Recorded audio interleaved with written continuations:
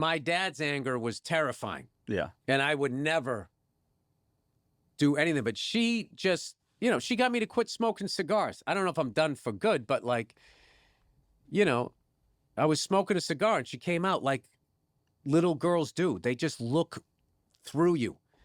She came out, she sat like I was sitting down. She sat right in my lap, got like an inch from my face, and she goes, "Dad, stop smoking cigars. It's bad for you." And I was literally like, "Okay, all right." And I put him down. She goes, "You have to go 100 days." And I was like, "All right." This is when she was 7. So I went 100 days.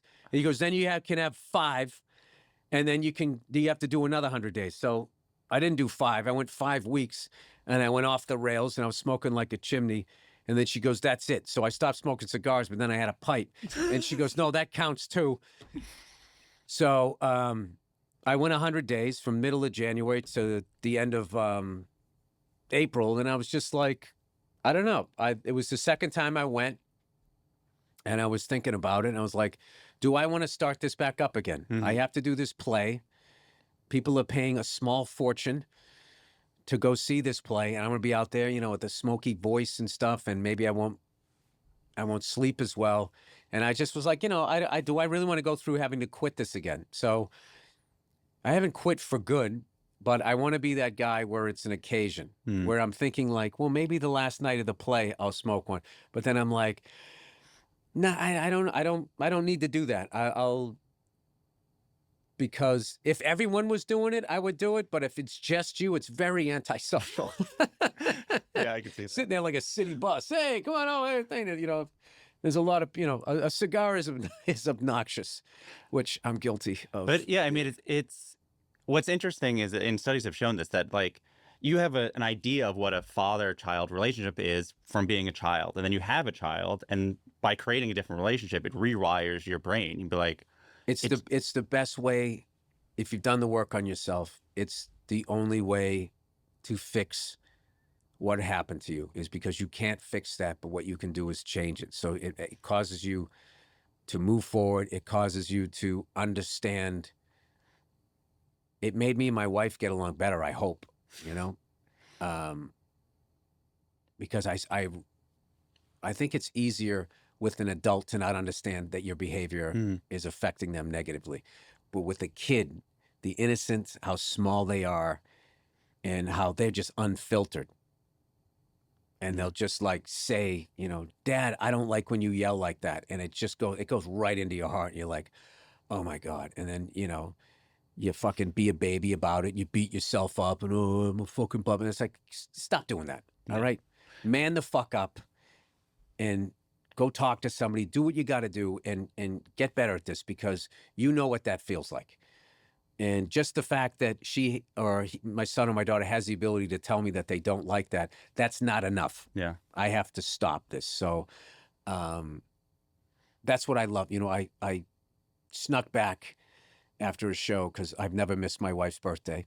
And my son's birthday was the same week, so I had to make sure I went back there, participated in making a cake. I frosted it. I fucked it up. But, you know, that going back, one of my favorite things that happened when I came back, other than seeing my family, was that ride with my daughter, and her, like, I was upset, and then she had me laughing, but I just loved, I was like going like, look at how cool our relationship is. And like, I knew she was right, but I was being an idiot going like, I was also kind of right too. And she's going like, no, you're not. Why would you get upset about that? Like, and then I just felt this feeling of euphoria of like, oh my God, she doesn't have what I have.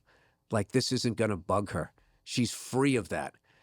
So I always view it like The Exorcist, like when the devil got in the priest and then he jumps out the window and kills himself, like it dies with me, which is also stupid because the devil could just go into somebody else. He just sort of killed himself. Is that why, for the most part, like, you had kids and you didn't do any material of like, oh, raising kids is so hard, this thing's annoying, you know, like there's a expectation that some might have of like, oh, Bill Burr has kids, get ready for him to complain about all the things comedians have been complaining about having kids. Right. Is it a thing that you actively either don't see or like actively have avoided? No, I love having kids, and I like when I hear some new music, or I hear a song and I go like, oh man, I bet my daughter would like this song. I bet my son would like this song. And like my wife has like completely, we have like overlap, but she has completely different musical tastes. Mm. So like my kids know, I mean, I can't pick like a really deep artist that she like. What is some of that stuff she listened to in college? Like, there's so much stuff that I discover, and she goes, "Oh yeah, I was listening to that in college." I'm like decades behind. Um, but she'll just play like really like like she grew up on like the hip hop R&B from the early '90s, like her teen years, Mhm. and so she has all of that. She has all that cool college music. She has all of that stuff that, by then, I was in my 20s and I was like a comedian, so I missed out on all of that. And so she has all of that. And then I have all like the 70s and 80s, rock music right through like, Queens of the Stone Age. And then like, Russian circles and some of the other stuff that I listen. So they're hearing all of that. And like that, like that's the cool thing as like a parent. And then you just, you don't guide them. You just sort of vibe with them and see what they like and Mm. what they, or like, I pitch to them and stuff, and I deliberately have them go on both sides of the plate, right and left-handed, and they're like, I don't like going to left-handed. This feels, I started them all both off left-handed. Mm. So it'd be their stronger side because they were right-handed. And just having that, and that's good, I think, for brain development and just little tricks like that. Okay, let's do, we're throwing with that right hand. Let's do 10 with the left, and you turn it into like a game. But I don't know if this is like true or not, but I feel like you're giving them more access to using this thing, and I just I have a real sort of like honest thing with them where stuff happens at school. I'm not going to get into it, but I'm like, hey, if that happens again, do X, Y, and Z. Well, I'll get in trouble. And I go, well, not with me, you won't. Mm. I'll actually be proud of you. You got to stick up for yourself, So like things like that. Um, and then also telling them like, listen, if you ever have I've made every mistake you could make. So if you ever have a problem, just come to me with it and we will figure it out. I'm not going to get mad. Okay. And if you have a problem and you don't come to me, it's actually going to make me sad Mm. that you didn't feel that you could. So I'm doing that early because, there's a lot that young people have to deal with that I didn't have to deal with. There's a lot with this, everyone being connected in this really rude, mean, anonymous way that you can just bully people and all of these punks out there with the anonymous accounts sending out all this racist stuff while calling people snowflakes, and they're like hiding behind the anonymity of it. It's really I also I don't understand the internet. Like why like I can't drop the F-bomb Mhm. on SNL, but you can upload a beheading video Yeah. that an 8-year-old, if he knows how to get to it, can go see it. It It seems so weird at this point. It's control. Yeah. Because they want to see what you're looking at. They want to build a whole Mm. file on you so that you're giving them all this information. And I was just joking with somebody like that whole incognito mode. I press the button, no one knows. It's just, how dumb are you? Yeah. How dumb are you? Do you think that you're going to go on there? You just press incognito, or I opted out. No cookies. I opted out. Oh, did you?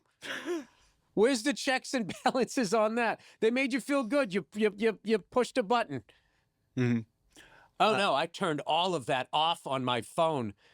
Okay. The other breakthrough, which you talked about in your last special, Live at the Red Rocks, is you took mushrooms and you had a really transformative experience. Yes. Can you talk about both for people who haven't seen that special, the overview of the story and sort of what information you took from it, how it changed how you approached so many different things in your life, from your stand-up to how you see Well, things? the first time, yeah, I took it. Yeah, no, it started off the goofy, silly. Oh wow, man, this is wild, And I just took it. I don't even know why I took it. I just got to the age. I was like, am I never gonna know what it's like to be tripping? Yeah. And I was really conservative when I was growing up, and I stayed away from, in a good way, I stayed away from a lot of the pitfalls, but I also was, you know, I missed out on a lot of stuff too by being, you know, all walled off. So I just thought, okay, this isn't LSD. This is mushrooms. This is more like a natural thing. Let me try this, and I won't do a lot. You know, I'll do enough to sort of dip my toe into it. Is what I thought was going to happen. And so yeah, so at first, you know, the fucking TV screens kind of like coming towards me, and stuff was goofy, and I was feeling weird. And then all of a sudden, like this dark, it was what I said my special was this like profound sense of Yeah. loneliness. So I didn't know what it was. So I had to leave the room, and I went into the bedroom, and I was laying there in the dark, and I was just like, what the fuck, you know, doing that, you know. And I didn't know how to ride out a bad, like I know how to do that now. Mm-hmm. Like one of the last times I did it, I was outside and I was looking at the clouds, and they turned into like these fucking things with like teeth and shit. And I just waved at them. Like, yeah, that's my demons. I know you're there. I got it. And then this other cloud came by with like a sword and just Yeah. sort of went through them. And it just sort of, and it's like, I'm working on it. I got it. It was funny because my wife afterwards, she goes, I saw you waving at the clouds. What was that? I said, you know, they kind of turned into these demons that will, hey, yeah, I know. So anyway, I didn't know how to get out of it. So I started going like, oh my God, is this some stuff with me and my wife? I was checking in, and I'm like, no, everything's cool there. I go, no, this isn't my kids. Like, what is this? And, you know, it's this weird thing where you trip. If you kind of ask, you Mm. get the answer. It's fucking wild. It's like someone else is talking to you, but I don't know if it's your brain. I don't know what it is. But I said, you know, what is this? And the answers was, this is how you felt growing up. And I was like, and that was just this watershed moment, because how I dealt with my upbringing was I convinced myself I didn't care. Like that was my, if it was an old school sitcom and there was a catchphrase my character would have, it would be, I don't care. I don't give a fuck. I fucking hate myself. Like those things, for one reason, it would always like, I think in the shower, or like things that happened to me would come out in the shower. And I think it was because I was standing still, where I wasn't moving around and everything. And then, you know, and I would just think about stuff, and then I would just be like, I don't give a fuck. I don't give a fuck, or whatever. And it turned out I did. So then it was this weird thing for like 10 days. I was who I would have been. It was so weird. I was like chill. I was happy. Nothing bothered me. And I was like, wow, this like cured me. And then after 10 days, like an anger that was even more Mm. than what I had before came back, because all of that stuff still had happened to me. And then experiencing who I maybe could have been versus who I became, and how many people I hurt, how much I hurt myself, the way I lived, and all of that. So then it was this bigger anger, and then I just went into therapy, and I just worked my way through it to where I am now. Yeah, what's amazing is you tell that story in the special at Red Rocks. You told that story at Fenway, I believe. Like Yeah. you're getting more personal at a time where you're playing the largest possible venues in like the history of stand up. How is that? Is there part of you that can, you know, like there's That's because of musicians. that you can do it? No, musicians, their need to Oh, get better and better sound. Because I remember seeing like the Rolling Stones at like Sullivan Stadium where the Patriots played, and the sound wasn't good. And, you know, they were like this big, you couldn't see them. But now they have it so dialed in that as much as you're doing these giant places, your pacing is still the same as mm, doing like a comedy club. So it's way more impressive to watch it than to actually do it. It's not, because I remember when I did this tour for this radio show, the Opie and Anthony show, and I remember doing the Worcester Centrum, and I was so excited, like, oh my God, it was either the first or second. I think it was the first concert I ever went to. I saw Judas Priest with Dokken opening up, and I think I saw Dice Clay there, And so to be there on that stage was like, I can't believe, if you ever told Mm. young Billy Burr he would be there. And I remember, and this was mid 2000s. And that was when comics, when you played a place that big, it's like, dude, you got to slow down. And the sound would go out, it would slap off the wall, Mm. and then it would come back and you'd hear what you just said. And it was like, you ever get like one of those bad cell phone calls where it does that? It was like that while doing stand-up. So that has all gone away. Like they figured all of that out. And like when I did Royal Albert Hall, if you ever go to Royal Albert Hall, it was this prestigious thing to do. But I guess musicians used to complain because the sound would be bouncing all over everything. But now when you go in there, you look up, it looks like they have mushrooms hanging from the ceiling. They figured it out. The Forum is unbelievable. Madison Square Garden's unbelievable. Like the sound, what they've done with technology and video screens and everything is you can turn them into these like intimate settings. So you can actually take them on a ride where before, when you played those big places, you had to be big.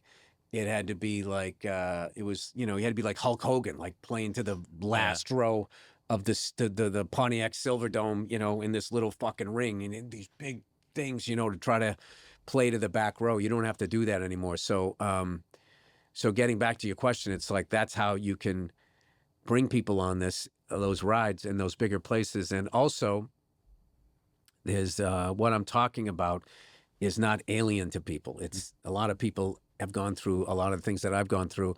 And even if you haven't, it's interesting to listen to. Yeah.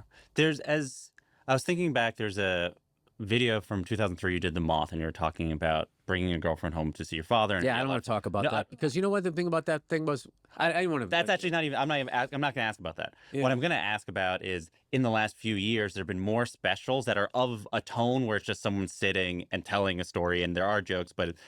Right. And I'm curious if you'd ever do a thing like that as a person who's done a lot of different types of specials. I'm not going to ask you the questions about the thing. Oh, do like a Rothaniel or something like that, where it's you sitting and it's quieter.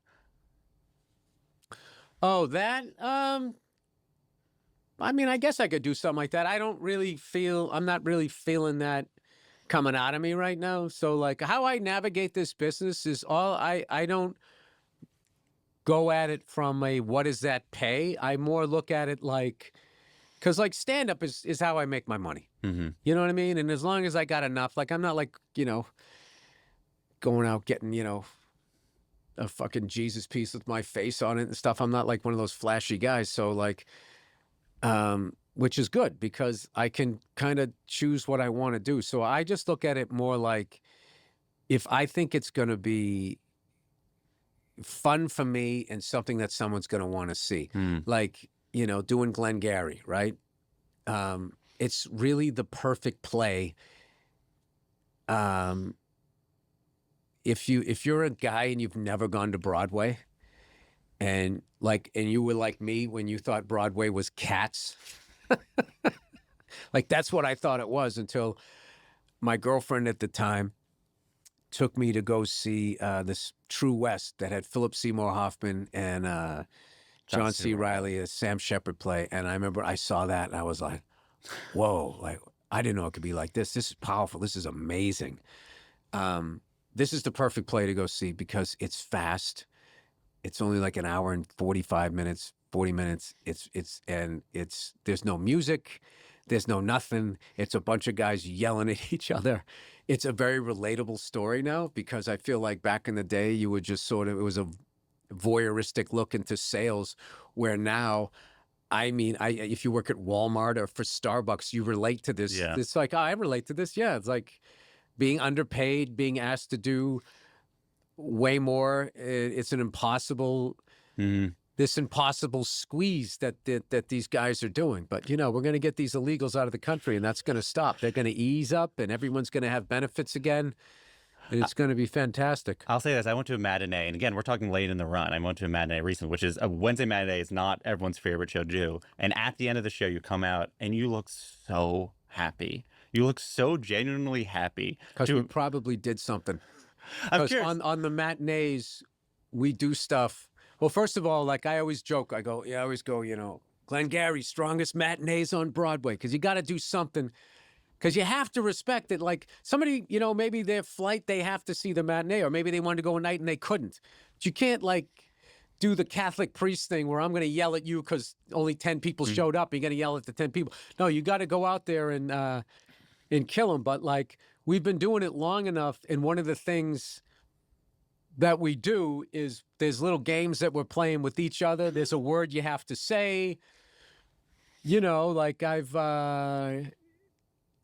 played my character as closeted in the second act one time just to make him, but I did it upstage. It was mannerisms, and I did it upstage so the crowd couldn't see it, trying to make the other actors laugh as I was doing this really, alpha male dialogue, and then maybe just kind of have my hand like that or doing one of these or whatever, where I used to do